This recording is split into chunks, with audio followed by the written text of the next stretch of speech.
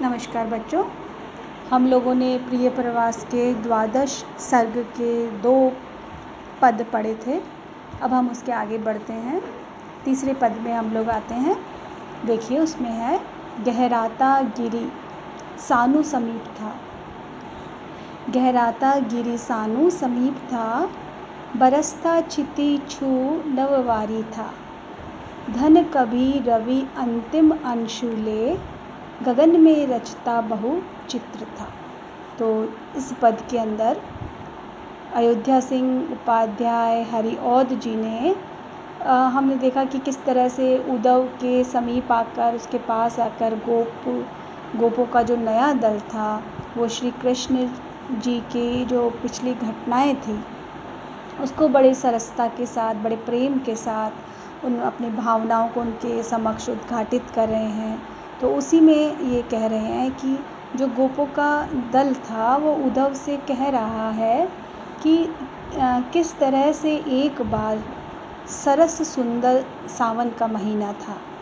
उस घटना को याद करते हुए बता रहे हैं गोप उद्धव को कि एक बार सुंदर जो सावन का महीना था और आकाश में घने बादल उमड़ घुमड़ रहे थे और उनमें बिजलियां चमक रही थी और बहुत सुंदर शोभा संपन्न खूबसूरत जो बगुलों की पंक्तियां हैं उन बादलों के बीच में मंडरा रही थी और ये सारा दृश्य बहुत सुहावना और मनोरम लग रहा था। उस समय जो पास ही में गोवर्धन पर्वत शिखर पर बादल गर्जना कर रहे थे, वो धरती पर जो जल बरसा रहे थे, उस जल बरसाने से और बादल सूरज के आगे आने से जो किरणों, आकाश में जो किरणों की आभा निकल के आ रही थी, वो इतना रंग बिरंगा चित्र बना रही थी, कहीं इंद्रधनुषी चित्र बना रही थी कि पूरी वर्षा ऋतु है वो आकर्षक छटा के रूप में दिख रही थी। आगे वो कहते हैं कि नव प्रभा परमोज्वल लीक्सी, गति मति कुटिला फणिनी समा, दमकती दुरती धन अंक में, विपुल केली कला खनी दामिनी।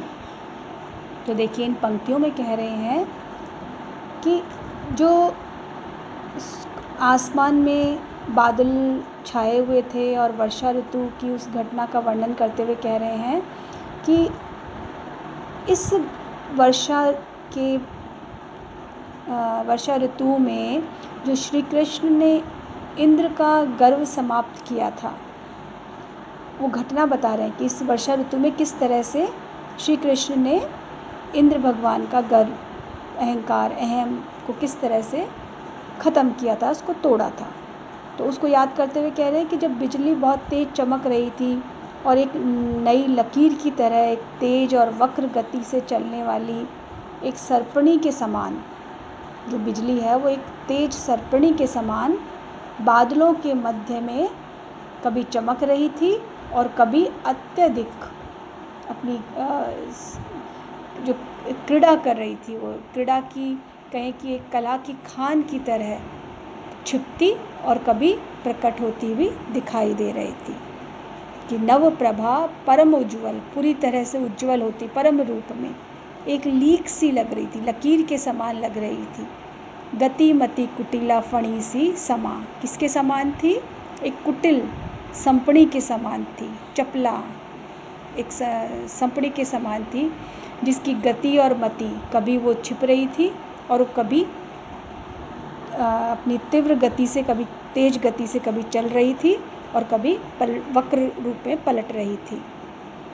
दमकती दुरती धन अंक में, और कभी क्या करती? चमकती हुई सी छिप जाती बादलों के आंचल में, उनकी अंक में। विपुल केली कला खनी दामिनी, और इस तरह से वो क्या कर रही थी? विपुल रूप में, प्रचुर रूप में क्रीड़ाएं कर रही थी बिजली, कभी छिपकर कभी सामने आकर। आगे कहते हैं कि विविध रूप धरे नभ में, कभी विहरता वर वारिद व्यू था, वह कभी करता रस सेक था, बन सके जिससे सरसा रसा। तो आगे कहते हैं कि आकाश में बड़े बड़े बादलों का जो समूह था, जो बादलों की घटाएं थी, वो विविध रूप धारण कर रही थी। किस तरह से? कभी वे निरंतर जल बरसा रहे थे, धरती को पूरा जलमय बना रहे थे, और जो बादल थे वो इतने बरस रहे थे कि मानो वे धरती को पूरी तरह से जल में समाहित ही कर देंगे। तो विहरता वर वारिद व्यू था, जो बादलों का व्यू समूह था, व्यू था, वो पूरी तरह से विचरण कर रहा था, इधर से उधर जा रहा था, और इस तरह से जो विविध रूप धर रहा था, वह कभी करता रस सेक था, कभी रस से युक्त कर देता धरती को। रस सेक मतलब रस से सिक्त कर देता, युक्त कर देता। बन सके जिससे सरसा रसा, कि सारी जो धरती है वो पूरी जलमय हो सके, ये रूप कभी धारण कर लेते थे। तो इन पंक्तियों में हमने देखा कि किस तरह से प्रकृति का वो वर्षा ऋतु का रूप बताया है, कि किस तरह से बादलों का उमड़ना, घुमड़ना, बिजली का चमकना, ये प्राकृतिक रूप का चित्रण बिंबात्मक रूप में बहुत ही सुंदरता के साथ किया है। और अलंकारों की जहाँ तक बात करें तो उसमें अनुप्रास अलंकार, वर्णों की आवृत्ति हो रखी है, सुंदर सरस सुंदर सावन, या अपन जहाँ पढ़ रहे हैं कि विहरता वर वारिद, तो इन पंक्तियों में जो है वो अनुप्रास अलंकार का प्रयोग हुआ है, उपमा अलंकार का प्रयोग हुआ है, जब हम कह रहे हैं लीक सी फणिनी समा, और इस तरह से इसमें जो शब्दावली है वो तत्सम प्रधान है, और छंद हमारा इसमें द्रुत विलंबित छंद का प्रयोग हुआ है। आगे का पद हम पढ़ते हैं। देखिए आगे के पद में, सलिल पूरित थी सरसी हुई, उमड़ते पड़ते सरवृंद थे, कर सुप्लावित कूल प्रदेश को, सरित थी सप्रमोद प्रवाहिता। तो आगे के पद में जो है वो गोप हैं, वो श्री कृष्ण द्वारा जो इंद्र के गर्भ का ही हरण करने के संदर्भ में कह रहे हैं कि एक बार जो घटाएं, घनघोर घटाओं के छा जाने से जो बारिश हो रही थी, तेज वर्षा हो रही थी, मूसलधार वर्षा हो रही थी, उसी के वर्णित करते हुए कह रहे हैं कि किसी गोप ने उद्धव से कहा कि उस समय सब और घनघोर घटाओं से निरंतर जो वर्षा होने से छोटे छोटे तालाब बन गए थे, छोटे छोटे तालाब बन के उनमें जल भरा हुआ था, छोटे छोटे रूप, और इस तरह से अनेक बड़े तालाब जल वेग से उमड़ रहे थे। बड़े भी जो थे वो पूरी तरह से भर गए थे, और छोटे छोटे नए रूप में और बन गए थे, और नदियाँ जो हैं वो अपने पूरी जलमग्न होकर बड़े तीव्र गति से बह रही थी अपने तट प्रदेशों को जाने के लिए। तो इस तरह चारों तरफ जल का प्रवाह दिखाई दे रहा था, और उस समय जो धरती पर नवीन और कोमल हरे भरे तिनकों के कारण धरती बहुत शोभायमान भी हो रही थी। पेड़ों की पंक्तियों की हरियाली इतनी अनुपम लग रही थी कि वो पूरी तरह से मन को आनंदित, नेत्रों को आनंदित करने वाली हरित वर्ण की एक साकार मूर्ति के समान थी। जैसे कोई धरती है वो एक हरे रूप में सब तरफ समाहित हो गई है, और पूरी धरती पर हरियाली फैली हुई थी और वृक्ष शोभायमान हो रहे थे। तो इसी रूप में हम आगे की बात करते हैं कि ये ऐसा रूप था जिसमें प्राकृतिक वर्णन में प्रकृति की छटा तो बिखरी हुई थी, साथ ही जो वर्षा ऋतु है वो अलग अलग, या कहें कि बादलों के अलग अलग रूप में जो उनका उमड़ना और बरसना था वो भी एक छटा के रूप में दिखाई दे रहा था। अलंकारों का प्रयोग करें तो वही इसमें हमारे अनुप्रास अलंकार, रूपक अलंकार और यमक अलंकार का प्रयोग इन पंक्तियों में हुआ है। छंद की बात है तो इसमें छंद हमारा द्रुत विलंबित छंद का गति यति के साथ प्रयोग हुआ है। अगले पद में हम देखते हैं कि जब आता है कि वसुमती पर थी अति शोभिता, नवल कोमल श्याम तृणावली, नयन रंजनता मृदु मूर्ति थी, अनुपमा तरुराजी हरितिमा। तो देखिए यहाँ वसुमती पर थी अति शोभिती, उसी का वर्णन आगे बढ़ाते हुए जब गोप हैं वो उद्धव को उसी घटना के बारे में बता रहे हैं कि किस तरह से प्रकृति का जो अनुपम रूप था वो किस तरह से छाया हुआ था। और उसी में कह रहे हैं कि हिल लगे मृदु मंद समीर के, सलिल बिंदु गिरा सुधी अंक से, मन रहे किसका न विमोहिते जल धुले दल पादप पुंज के। तो जहाँ एक और जो पूरी धरा है वो इतनी शोभायमान हो रही थी, नवल कोमल श्याम तृणावली, जो नए नए पत्ते हैं वो नवल कोमल श्याम में फैले हुए हैं, और एक नयन को आँखों को रंजनता, एक आनंद देने वाली प्रसन्नता देने वाली पृथ्वी का धरती का रूप है वो मानो एक हरितम के रूप में उभर आया हो। और सब तरफ अनुपम जो वृक्ष है वो अनुपम रूप में वृक्षों के समूह है वो सब तरफ हरियाली फैला रहे हैं। और उसी प्रसंग में आगे वो कहते हैं कि निरंतर जल वर्षण से सब और जलमग्न हो गया था।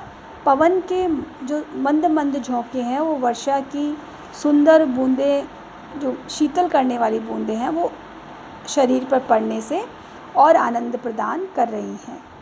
वर्षा जल से धुले हुए पेड़ पौधे हैं, वो उनके पत्ते हैं वो और पत्तों का समूह है वो और मन को मोह रहा है। सभी प्राणी मोहित हो रहे हैं।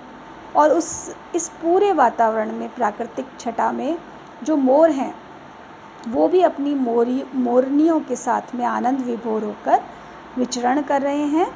और उनके जो मरकत मणि के समान जो नीली हरी जो पिच्छों के प्रभाव से जंगल की झाड़ियों की शोभा भी है वो उनकी मणियों से खिंचित लग रही है। यानी उनके जो मोर हैं उनकी जो सर पर जो मणि लगी हुई है और उस मणि से निकलने वाली नीली और हरी आभ है वो पूरी जंगल की झाड़ियों पर उनकी शोभा, उनकी छवि खिंच रही है।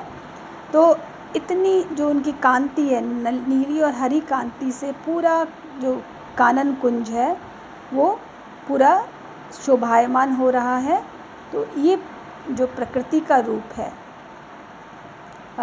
मरकतोपम पुच्छ प्रभाव से, जो मरकत के पूछ के प्रभाव से उनकी उससे आब से मणिमयी कर कानन कुंज को, जो कानन कुंज है पूरा मणिमयी हो गया, मणि से शोभायमान हो गया है। तो यहाँ जो प्राकृतिक परिवेश का बहुत ही कवि ने कल्पनात्मक रूप में, भावात्मक रूप में इसका चित्रण यहाँ किया है। अलंकार अनुप्रास अलंकार है, उपमा है, उत्प्रेक्षा है और जो तत्सम शब्दावली में द्रुत विलंबित छंद का प्रयोग हुआ है। अगले पद की तरफ हम बढ़ते हैं तो उसमें आया है कि बन प्रमत्त समान पपीहरा, पुलक के उठता कह पी कहाँ, लख बसंत विमोहक मंजुता, उमग कूक रहा पिक पुंज था, सरव पावस भूप प्रताप जो, सलिल में कहते बहु बेक थे, विपुल झिंगुर तो थल में उसे धुन लगा करते नित गान थे। तो देखिए आगे प्रकृति की जो छटा है, वर्षा काल की जो प्राकृतिक शोभा है उसी को बढ़ाते हुए कह रहे हैं गोप कि जो निरंतर वर्षा से पपीहा मेघ जल का पान करने में बिल्कुल उन्मत्त हो गया है, उसमें मस्त हो गया है। और पुलक के उठता कह पी कहाँ, जब वो उस वर्षा ऋतु का पान कर रहा है और उस पान करने के बाद इतना प्रसन्न पुलकित हुआ है कि वो बार बार क्या पुकार कर रहा है, पीऊ कहाँ कह उठता है, पुलक कर कह उठता है। लख बसंत विमोहक मंजुता, अब वो कह रहे हैं कि इसमें जो बसंत काल की जो के समान जो प्रकृति की जो शोभा है, जो मनमोहक शोभा है वो पूरी तरह से उमंगित हुआ और कोयल जो है उनके समूह भी मधुर स्वर में कूक रहा है। ये देखकर लख के क्या देखकर कि प्राकृतिक मनोहर दृश्य को देखकर बसंत के जो बस वो कोयलों का उमंग कूक रहा पिक पुंज सा कूकने लग गया, उसकी सुंदरता को आकर्षित होकर उनकी सुंदरता के प्रति। आगे कह रहे हैं कि मनमोहक जो वर्षा काल में पानी में बहुत से मेंढक, वर्षा जो ऋतु है उस राजा, वर्षा ऋतु जो राजा हैं उसके प्रताप को, उनके यश को है वो जैसे कि इस तरह से लग रहा है कि वो पूरे एक स्वर में उसका गान कर रहे हैं। सरव मतलब एक स्वर में, जो पावस ऋतु है, वर्षा ऋतु है, उसके जो राजा हैं, भूप हैं, उनके प्रताप को, जो भेक मतलब मेंढक, वो सरसता के साथ उसका गान कर रहे हैं। और धरती पे जो झिंगुर है, उन मेंढकों के स्वर से अपनी धुन मिलाकर हमेशा गान करते ही रहते हैं। जो विपुल झिंगुर तो थल में उसे धुन लगा करते नित गान थे। जैसे मेंढक बोलने लगता है वैसे झिंगुर भी बोलने लगते हैं, एक ये प्रवृत्ति है। तो कह रहे हैं कि उसी तरह से झिंगुर भी उसी यशगान में शामिल हो गए हैं। तो जो वर्षा काल में पानी में बहुत से जो मेंढक टटराने लगते हैं और झिंगुर जो अपने साथ में स्वर मिलाते हैं, उसका बहुत ही ऐसा लगता है कि कोई मधुर गान कर रहे हों। तो यहाँ एक कवि की जो कल्पना है वो अपने आप में बहुत ही स्वाभाविक रूप में, सुंदर रूप में निकल के आई है।